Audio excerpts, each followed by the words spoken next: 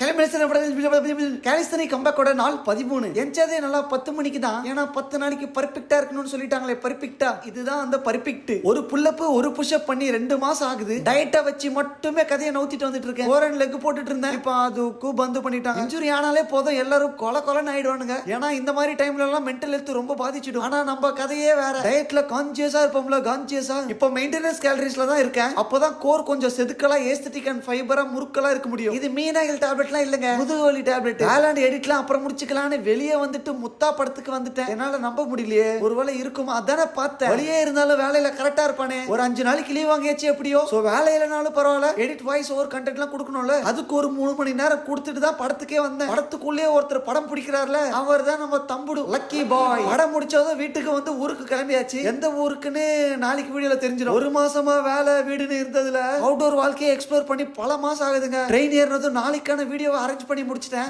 மறக்கா சொல்றேன் அதேதான்.